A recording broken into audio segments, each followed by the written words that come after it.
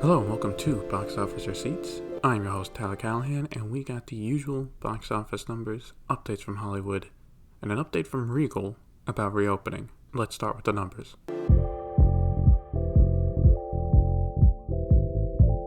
So, Tom and Jerry surprised everyone with its debut, opening at first place with $13.7 million.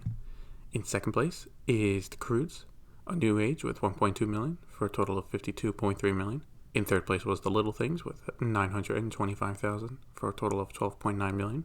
In fourth place was Wonder Woman 1984 with $710,000 for a total of $43.6 million. Lastly, in fifth place was The Marksman with $700,000 for a total of $12.3 million. Yeah, so Tom and Jerry had a really good opening weekend, especially since it got bad reviews from critics and it was on HBO Max. I also noticed that it opened in 2,475 theaters, which is the highest, I believe, since Wonder Woman 1984. So what can we take away from this? Well, at least for now, the HBO Max move Warner Media made while pissing off a lot of people seems to be working. Wonder Woman made around $50 million domestic, or just under. But to be fair, the public reception on that was bad, and now Tom and Jerry had a strong opening. This leads me to the next thing we see here, and that is families are the ones ready to go back to the theaters compared to other groups. Over the last few months, the biggest movies have been those two and The Croods. All family movies, the ones that have not done well, are serious dramas or thrillers, as seen with The Little Things,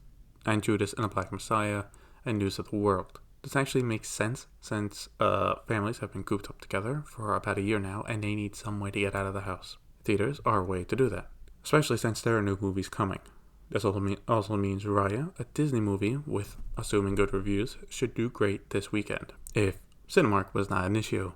That's right, as of this recording, Cinemark is right now refusing to play Raya in any of its theaters. Why? Well, there are no specific numbers, but Deadline is reporting that Disney, unlike other studios, has stayed firm with their terms for playing the movie. You know how many screens it gets, how much of that cut per ticket they get, and so on. This is in sharp contrast to Warner Brothers, who after the whole HBO Max mess had offered theaters better than usual terms to play the movies, and they have done so. And unlike Universal, which made a whole new theater exhibition window with Cinemark, I guess the theater chain hoped that because the movie would be a premiere access movie on Disney+, they would have also gotten a better terms.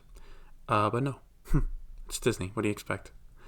So from what Deadline is saying, the studio is staying firm, and they are still talking. And that is not surprising. Disney does not budge. And if they did not budge for terms with Star Wars when everything was fine, why would they budge now? This is the first movie they ever released in theaters, domestically, since Onward last year. Almost literally a year ago. I would not be surprised if they think theaters should be grateful that they want to do a release now and not delay it or do a streaming-only release like Soul. We'll see what happens, but I think as long as Disney is not increasing the rates from the usual movies they release, then Cinemark should just agree to it and move on. I will say AMC must be happy about this. With Regal still closed, they are now the only big chain in the country showing this movie. So with this battle going on, I think Raya will get close, but not beat Tom and Jerry's opening, and probably come in around the $10 to $12 million range. But I could be completely wrong. Maybe there's a lot of hype for this. Maybe families really want to see a Disney movie, and it does 15-16, but we'll see. Domestically this weekend, though, it'll be very interesting. We have Raya and Chaos Walking coming out, though that one's probably gonna bomb a little bit. But hey, two new wide releases, and New York City theaters are now starting to open. Now taking a look at China, Tom and Jerry had an underwhelming premiere. We'll get to that in a minute. Staying in first place was Hi Mom with $53.3 million to bring its total to $744 million. In second place was Detective Chinatown 3 with $19.7 million for a total of $667 million.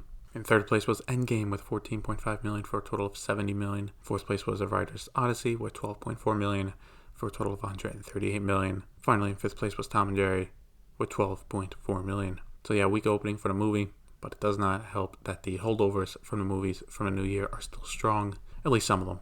Looking past fifth place was New Gods and Needs Are Reborn with $5 million for the weekend, for example. Now with Raya coming out next week in China as well, I doubt it will have the legs to finish anywhere past $25 million when it finishes its run. As for the other movies, well, Hi Mom is now completely done with Detective Chinatown 3, and it's looking at the all-time records now. This week it passed Avengers Endgame and The Wandering Earth to become the third biggest movie in the country of all time. It now sits behind Niza and Wolf Warrior 2. The movie review site Moyen that I mentioned sometimes, is projecting it to take second place spot away from Niza, but failed to take first. We will see if that is the case. Looking at some worldwide numbers, Tom & Jerry overall is now at 38.8 million worldwide. For a movie with a budget of 50 million plus advertising, that's not bad at all so far. Soul is now at 111.7 million worldwide.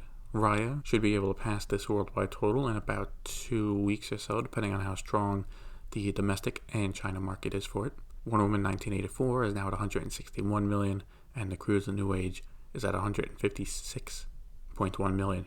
Just 5 million to go. It's a slow crawl, but The Croods is getting closer. Got a quick release date announcement: Evangelion 3.0 plus 1.0, which was set to come out in January in Japan, but was pushed back due to coronavirus, will have a quick turnaround and come out March 8th. At first I thought that was a bit too quick without promoting it, but to be fair, people have been waiting for this movie for years now, so they would keep up to date and they would know when it comes out. If it actually does come out on March 8th, I will keep an eye on the numbers and let you know. Last week I was wondering what Regal would do in response to New York City now being allowed to reopen, and it turns out they are digging their heels in. The movie theater chain released a message on social media basically saying until LA opens and studios stop pushing back movies, they will reopen. For the New York City news, they were encouraged by it, so there you have it. The fate of Black Widow and F9 not being delayed comes down to Los Angeles reopening as soon as possible. Deadline is reporting that the LA market will be allowed to reopen sometime in March, with restrictions obviously, but nothing is set just yet. For movies in development in Hollywood, we got one but possibly big story depending on how it turns out. Deadline has confirmed that Warner Brothers is working on a new Superman movie.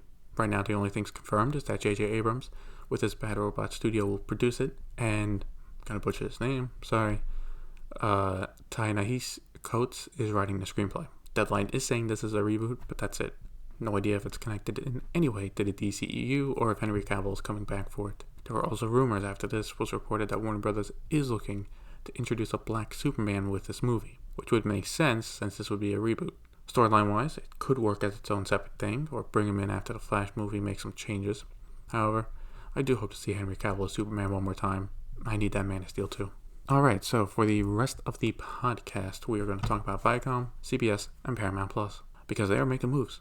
First up is they too are changing their theatrical release window. During their investor meeting, they announced that their movies would be going to the streaming platform 30 to 45 days after their theatrical release, and confirmed at a minimum Mission Impossible 7, Quiet Place Part 2, and Paw Patrol will have this rollout. Now, those are some big titles heading to streaming at what looks to be no extra cost. As for what movies constitute 30 days, we'll have to wait and see. Those three I mentioned, I believe, are 45 days after release. But one thing I noticed is, while they were bragging about their movies this year going to streaming, I noticed Top Gun Maverick was not talked about. For a movie coming out this summer, you would think they would tout that as a get for streaming, but they did not. This makes me wonder if they are being very flexible and they think it can last a full 2 months or even 3 in theaters. Besides this, there are obvious questions about the rollout. When is the physical release for these movies after Paramount Plus release? And if so, how far down the road? How about VOD or PVOD for renting? These are things that need to be worked on. However, overall, I think this is the best exclusive window for both them and theaters. Let's be honest. Most movies, unless it is during Christmas time, or it's one of those 1 or 2 event movies a year like The Avengers, which has crazy legs, most make their box office gross in under a month. That's just the case. So a 45-day window for theaters is fair because they still get like 95% of customers that would have gone anyway. And for the studio, they can plan out advertising for when the movie is on their platform and get new subscribers. So overall, win-win all around. Just have to wait and see how they advertise and implement this new model. Jumping right into VOD Premium, let's go over some of the announcements from ViacomCBS about Paramount Plus and what they have to convince you to join. Here are some of the quick details. They plan to have over 2,500 films and 30,000 episodes of TV shows available. For new content, there is a Yellowstone spin-off starring Jeremy Renner. The live-action Halo show will move from Showtime and be a Paramount Plus exclusive coming next year. Frasier and Criminal Minds will both be coming back for a revival series. Star Trek is getting another animated TV series. Avatar is making a comeback with the original creators forming a studio at Paramount just for Avatar content, which right now includes a theatrical movie and then a TV show for this platform. Oh my god, I'm so excited for that. Beavis and Butthead is coming back along with Rugrats and another live-action version of Fairly Odd Parents, if you're interested. For other movies, ViacomCBS worked out a deal with Epic, that TV channel that MGM owns. Under the new deal, after MGM movies have finished their theatrical run, they will be available on Paramount Plus. Right now, that includes big movies like No Time to Die and Creed 3, whenever they come out. As for pricing, there will be 2 tiers. The first is for $10 per month, ad-free, and includes everything. In June, there will be an ad-supported model for $5 per month that has mostly everything, but not all live sports and not all CBS programming like live news. So there's a lot to digest, and it is not everything announced, but it gets the point across. My first thoughts is that they're doing everything they can do. The big issue with streaming service going in is, besides Tom Cruise, Transformers, and old movies, Paramount as a brand does not have much meaning with today's audience. It's good that they are digging deep into their TV network IP and making deals to get other content onto the service. I also like to applaud any executive at ViacomCBS who realized what a goldmine they have with the Avatar IP and fired the people at Nickelodeon, hopefully, on how they treated the creators with the last seasons of Korra. The fact that they are not just making something, but getting a whole studio to make content is great and shows that they trust them. I do think, while some things like that are smart moves and focused, other announcements were scattershot and felt like it was there just to fill up service. Like another live-action Fairly Odd Parents or a weekly show with Trevor Noah. Were people really interested in those? And by the way, no offense to Noah, I think he's funny. But is that the kind of content that gets more subs? Overall, though, I think the price point is fair for what they're offering, and it does feel like they're not half-assing it. They're coming in last into streaming wars, and they know it's an uphill battle. And I do think down the road, if it works out for them, one of the key things is going to be live TV. I think live NFL games, live news might give them the boost they need, considering no other streaming service has that. Now, am I going to subscribe with Halo and more Avatar? Absolutely. But when that stuff comes out and not at launch. And that'll be it for this week's episode of Box Office Receipts. Question for the episode is, with what was announced, is it enough to convince you to sign up for Paramount Plus? Let me know in the comments on Facebook. Link to it is in the show notes. Thank you for listening. See you next time.